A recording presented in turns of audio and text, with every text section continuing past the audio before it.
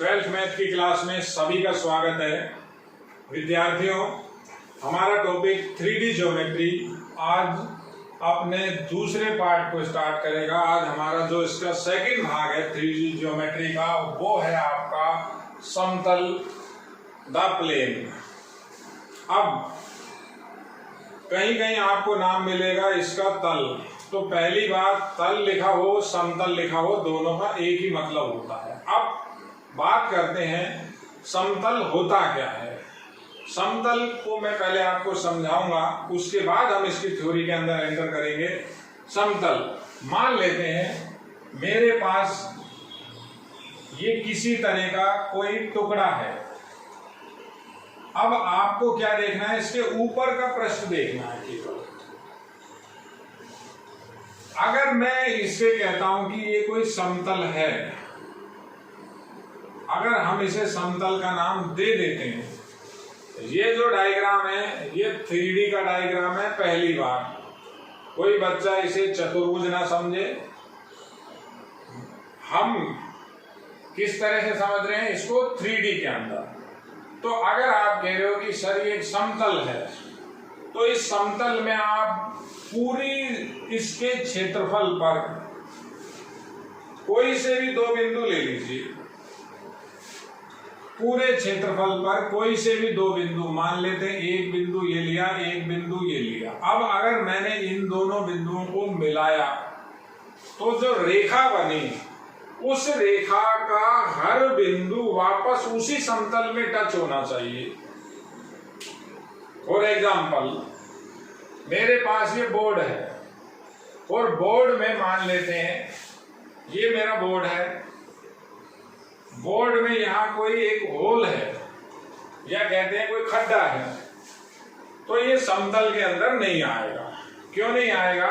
मैं जब दो बिंदुओं को मिलाऊंगा, इन दो बिंदुओं को जब मैंने आपस में मिलाया तो ये रेखा इस खड्डे से होके गुजरी, तो जो रेखा के हर बिंदु इस समतल को वापस टच नहीं कर रहे। इसमें क्या हो रहा है, ये जो रेखा है इस पर प्रत्येक बिंदु वापस इसी समतल को टच कर रहा है। अब ये बोर्ड में अगर कोई होल था या कोई खड्डा था, तो मैंने अगर इसके किसी भी दो बिंदुओं को मिलाया, स्वेच्छा से लिए गए, तो जो रेखा आई, इस रेखा का प्रत्येक बिंदु इसी बोर्ड में होना चाहिए। तो जब ये रेखा यहां से गुजरी, तो वो जो रेखा गुजरी तो वहां खड्डा हो गया, यानी होल था, तो रेखा सीधी निकल गई, यानी रेखा के वो पॉइंट उस समतल से, उस बोर्ड से अछूते रह गए। तो समतल आपको ऐसे समझना है, यानी बिल्कुल फ्लैट हो। अब आप इस चीज को दूसरी तरीके से समझिए। ये आपके पास कोई नोटबुक है। इस नोटबुक में अगर कहीं कोई खड्डा है या कहीं कोई भी इसमें कोई किसी तरह की ढाल है, तो ये समतल नहीं कहलाएगा। क्यों नहीं कहलाएगा? प्रत्येक बिंदु, जब मैं किन्हीं भी दो बिंदुओं को मिलाऊं तो जो रेखा आए, वो रेखा का प्रत्येक बिंदु वापस उसी तल में होना चाहिए। अब बात करते हैं समतल की। जैसे ये समतल बना हुआ है, ये आप इसको 90 डिग्री से देखिए, तो ये आपका एक समतल हुआ। अब अगर मैं देखूंगा तो मुझे केवल ये वाला समतल दिख रहा है। देखिए, ये भी एक समतल हुआ, एक समतल ये हुआ, एक समतल आपका ये हुआ। तो किसी भी एंगल से देखें तो अलग अलग समतल बनते हैं। जैसे अपन बात करें, ये घनाभ है, अगर इस घनाभ की अपन पूरे घनाभ की बात करते हैं तो ये अपने आप में कितने समतल लेके बैठा हुआ है? 1 2 3 4 5 और 6 साइड है इसकी, तो इसके पास 6 समतल हुए। समतल के अंदर कोई मोटाई नहीं होती, ये आपको बात समझनी होगी। ये जो मैंने पिक्चर बनाई है, ये किसी समतल की बनाई है। सबसे इंपॉर्टेंट बात ये है। अब अपन आगे बात करते हैं। किसी भी समतल को अब जब भी आप कहीं किसी क्वेश्चंस में बनाएंगे या किसी नोटबुक में बनाएंगे या किसी को आपको समझाना है कि ये समतल हम बना रहे हैं, तो समतल किस तरह से बनता है उसको हमको बनाना 2D के अंदर ही पड़ता है। हम उस समतल को इस तरह से दिखाते हैं, ये समतल है। आप किसी भी तरीके से कोई आयत बना सकते हैं, किसी भी शेप का आयत हो, चतुर्भुज हो, समानांतर चतुर्भुज हो, ये आपका एक समतल है। अब सबसे इंपॉर्टेंट बात, समतल के अंदर जैसे हमने रेखाओं में पढ़ा था, रेखाओं में क्या होते थे, dr, दिक् अनुपात। तो समतल के अंदर भी दिक् अनुपात होते हैं और हर समतल की एक दिशा होती है। क्योंकि आप जो ये पढ़ रहे हो, 3D पढ़ रहे हो, 3D ज्योमेट्री पढ़ रहे हो, और ये 3D ज्योमेट्री आप वेक्टर स्पेस से रिलेटेड पढ़ रहे हो। वेक्टर स्पेस यानी जो हम समतल बनाएंगे उनके हम सदिश रूप भी लिखेंगे। तो सदिश रूप जब आप लिख दोगे तो यानी समतल की कोई ना कोई दिशा है। जैसे रेखाओं की दिशा होती है वैसे ही समतलों की भी दिशा होती है। तो जैसे अपन ने ये समतल बनाया हुआ है, आप किसी भी तरीके से बनाइए, आप कोई रेक्टेंगल बनाइए, आयताकार आकृति, बिल्कुल क्लियर। तो जैसे मैंने ये समतल बनाया, अब इसके अंदर दो चीजें होंगी, वेक्टर के अंदर है ये, तो इसके अंदर परिमाण भी होगा, दिशा भी होगी। अब पहले सबसे पहले दिशा की बात करते हैं। तो इसकी एक तो कोई पर्टिकुलर डायरेक्शन होती है। आप किधर भी एक एरो बनाइए, देखिए आप बात को समझिए। जैसे मैंने ये समतल बना दिया और मैंने यहां एरो लगा दिया और मैं ये कह रहा हूं ये इसकी दिशा है, केवल इतना सा, ये इस समतल की दिशा हो गई। अब दिशा को कौन तय करता है? दिशा को तय करते हैं dr। मैं अभी आपको कुछ भी नहीं लिखवा रहा, कुछ भी आपको नोट्स में भी ये चीज नहीं मिलेगी जो मैं बोल रहा हूं, क्योंकि हर चीज नोट्स में बेटा नहीं मिलती। कई चीजें समझने से ही समझ में आती है। पहली बात तो दिशा। अब दिशा को कौन निरूपित करता है, कौन व्यक्त करता है? दिक् अनुपात या दिक्कोजाएं, DC या dr। अब DC और dr का यहां क्या कॉन्सेप्ट रहता है? दिशा तो इसकी ये हो गई। अब अगर दिक् अनुपात की बात करें तो जो दिक् अनुपात होते हैं वो इस समतल में तल के लंबवत होते हैं। यही बच्चा गड़बड़ कर रहा है, हर बार ये बात बतानी पड़ती है। बच्चा कहता है सर मैं से ये चीज गलत हो गई। समझिए, ये एक समतल है, इस समतल में मान लेते हैं ये तो दिशा है। अब दिशा तो ये हो गई, ये समतल इस डायरेक्शन में मूव कर रहा है, लेकिन जो इसमें दिक् अनुपात होंगे वो तल के लंबवत होंगे। दिक् अनुपात होंगे इस तरह से, जो इसका तल है, ये इसका तल है, देखिए तल के लंबवत। आप कैसा भी समतल बनाइए, आपने समतल ऐसे लगाया हुआ है तो दिक् अनुपात आपके इसके तल के परपेंडिकुलर होंगे, तल के अभिलंबवत होते हैं। हर प्लेन के अंदर ऐसा ही होता है।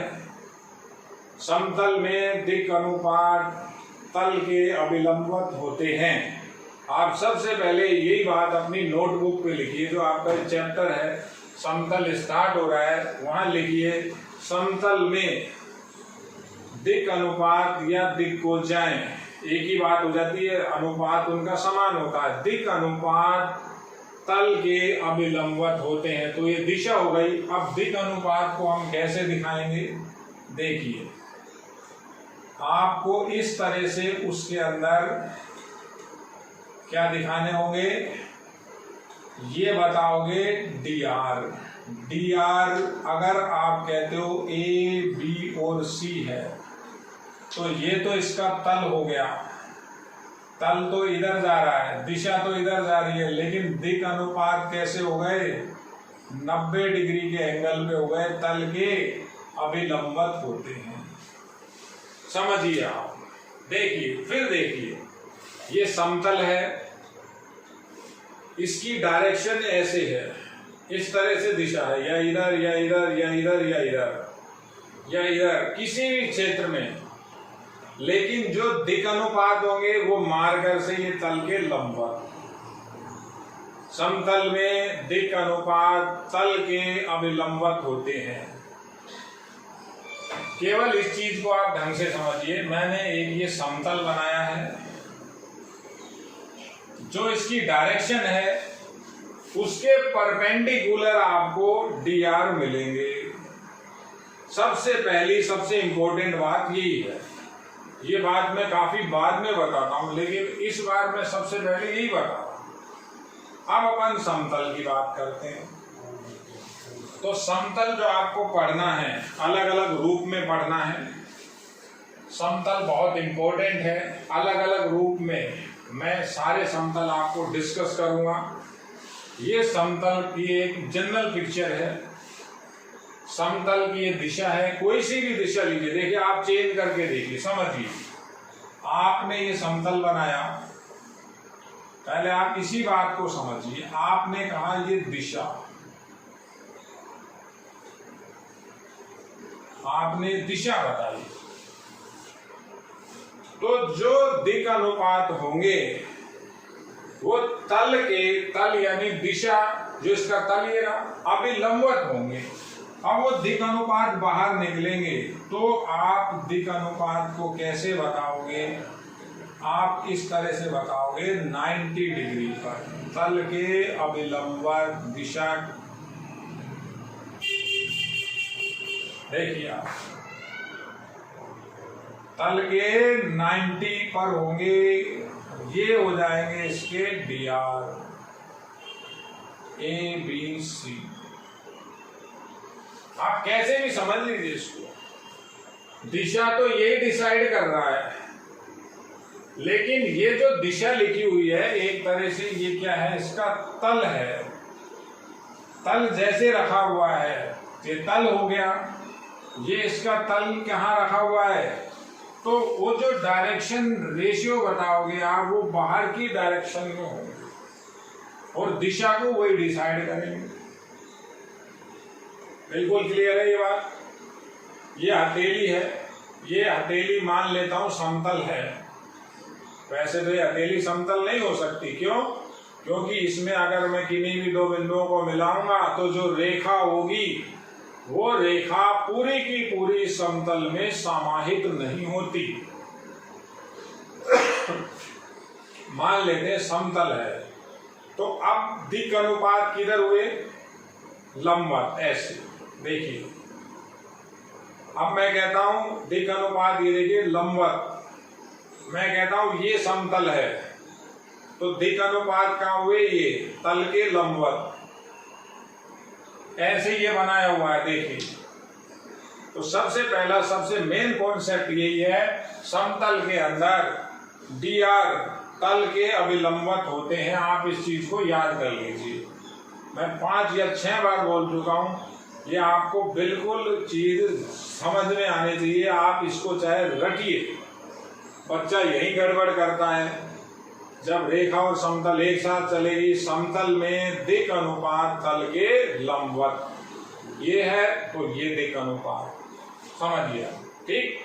अब समतल के अंदर अपन एंट्री कर रहे हैं।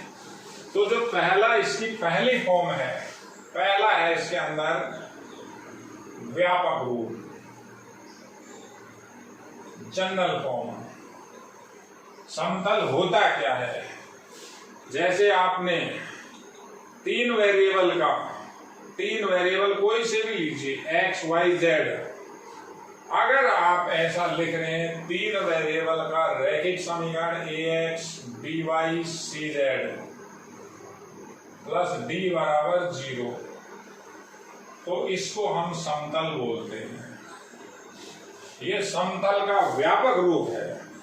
इसके अंदर अलग अलग कंडीशन है, A, B, C और D। कोई भी अचर राशि हो सकती है, मेंबर हो R के। दूसरी बात, A, B, C तीनों शून्य नहीं होने चाहिए। अब समझना क्या है, तीनों अगर शून्य हो गए तो ये D को भी फिर शून्य होना पड़ेगा। मान ले D का मान 5 है और ABC शून्य हो चुका, तो 5 बराबर 0 थोड़ी ना होगा। तीनों शून्य नहीं होंगे, तीनों हो गए तो चौथा भी हो जाएगा, चौथा भी हो गया तो कोई अर्थ नहीं निकला। यहां जो ABC है इनको हम बोलेंगे दिक् अनुपात।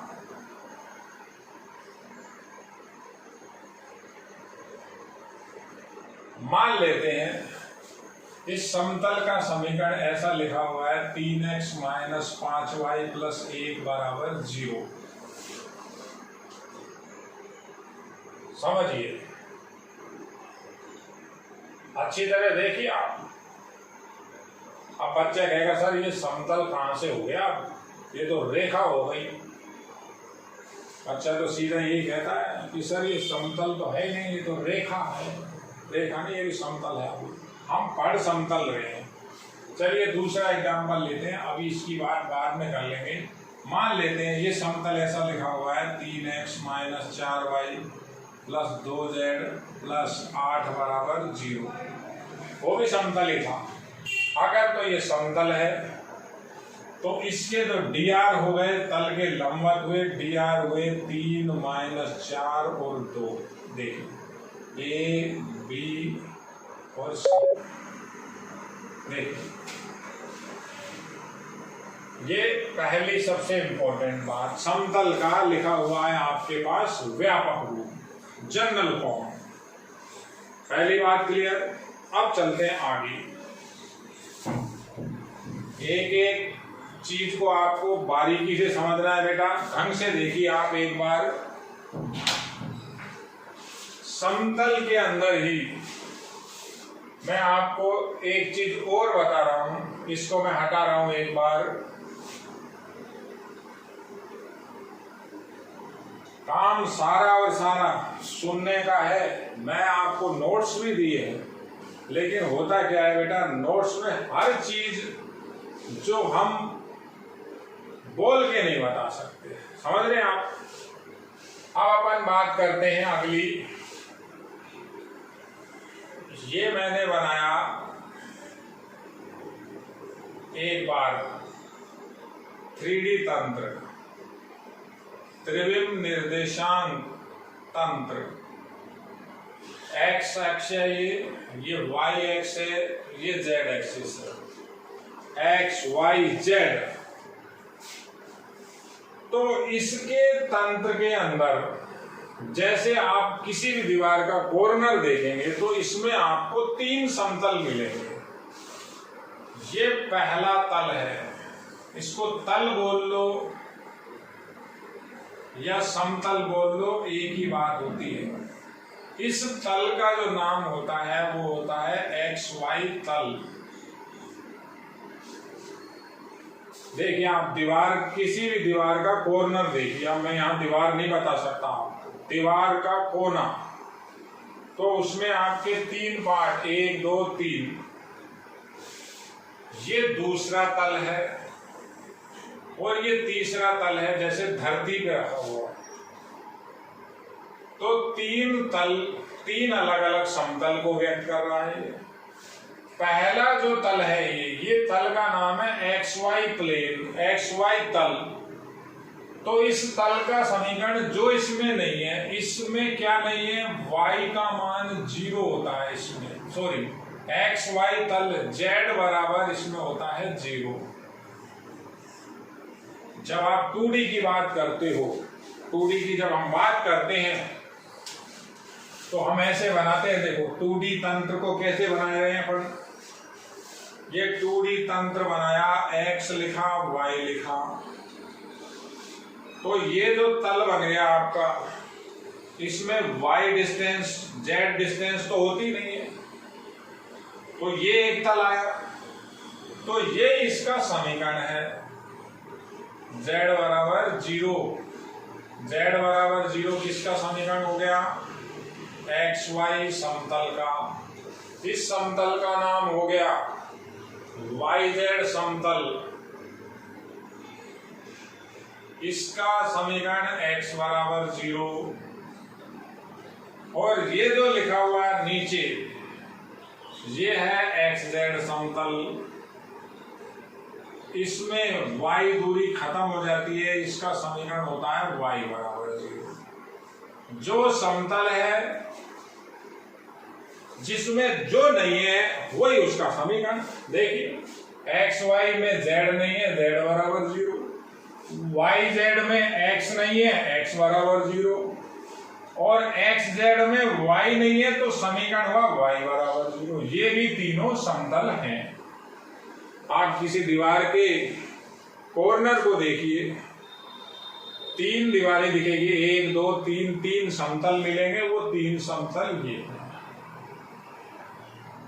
पहला, ये तो मैंने आपको पहले भी कई बार बताया हुआ है, ये भी यहाँ काम आएगा। इनको तल बोले समतल बोले एक ही बात। अभी मैंने आपको बताया था समतल, जैसे समतल है तो इसको जनरली अपन ऐसा ही लिखेंगे ax plus by plus cz और d बराबर 0, अचर कोई सा भी। अगर इसमें dr ये लिखे हुए हैं abc। बिल्कुल क्लियर बात है, यहां तक आप देखिए बेटा। इसके बाद बात करते हैं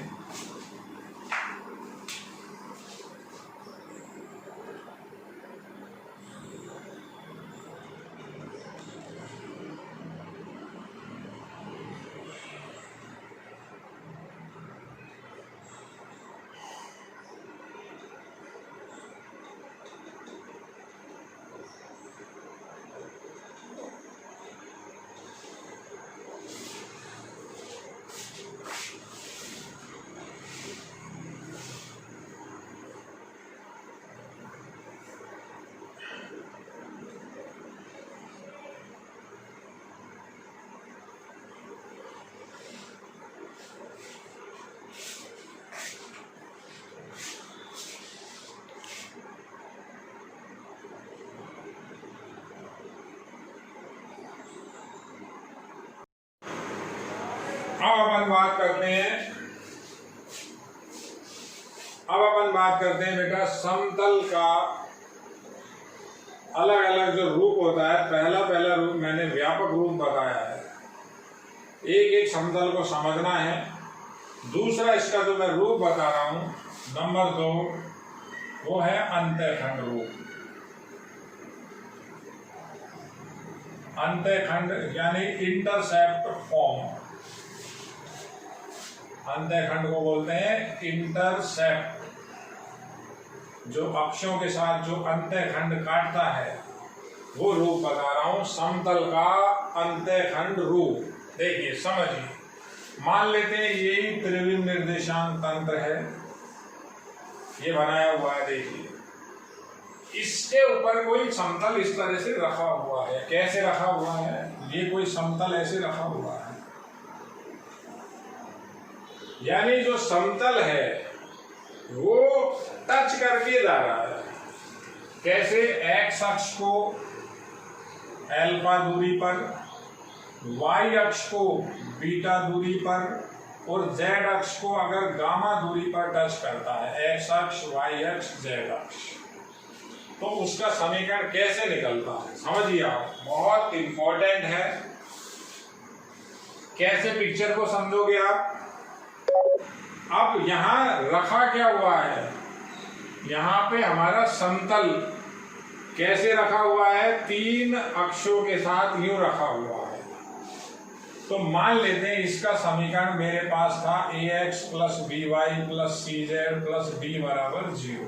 ये नंबर 1, ये मैंने व्यापक रूप का समीकरण लिख दिया। समझना है आपको, ये समतल ये 3 बिंदुओं से गुजर रहा है, अल्फा 0 0। पहला बिंदु समझ में आया, एक्स अक्ष पे y 0 z 0। दूसरा पॉइंट हो गया 0 बीटा 0, और ये तीसरा हो गया 0 0 गामा। तो ये समतल तीनों को संतुष्ट करेगा इन बिंदुओं को। कोई भी रेखा किसी बिंदु से जाती है या किसी भी आकृति पर कोई बिंदु है तो वो बिंदु उस आकृति की समीकरण को संतुष्ट करता है। ये अपन 11th में पढ़ चुके हैं। तो मैं लिख रहा हूं अल्फा 0 0 1 को संतुष्ट करेगा। हमने समतल तो ये मान रखा है, तो 1 को संतुष्ट करेगा। तो ये पॉइंट इसमें यहां रख देता हूं, तो क्या हो जाएगा, x की जगह अल्फा रखें तो a अल्फा प्लस d बराबर 0 आ जाएगा। x की जगह अल्फा, y की जगह 0, z की जगह 0। इससे मेरे a की वैल्यू आ जाएगी। इससे मैं वैल्यू निकाल रहा हूं एक एक करके सबकी। a की वैल्यू क्या आ जाएगी, -d बटा अल्फा। देखिए, फिर ऐसे ही 0 बीटा 0, ये बिंदु भी समतल से जाता है, यह समतल इस बिंदु से जाता है, ये दो बिंदु और समतल एक दूसरे पे टच कर रहे हैं, तो ये बिंदु भी इसको संतुष्ट करेगा। x की जगह 0, y की जगह बीटा रखेंगे तो b बीटा प्लस d बराबर 0। तो मेरे पास यहां से b की वैल्यू आएगी -d बटा बीटा। और ऐसे ही ये 0 0 गामा भी समतल पर स्थित है या समतल इस बिंदु से जाता है, तो x की जगह 0, y की जगह 0, z की जगह गामा रखें तो c गामा प्लस d बराबर 0। तो फिर c की वैल्यू आ गई -d बटा गामा। ये तीनों वैल्यू अगर मैं वापस एक में रख देता हूं तो मेरे पास इस समतल का समीकरण आ जाएगा जो निर्देशीय अक्षों को अल्फा, बीटा और गामा पर काटता है। कैसे निकालेंगे,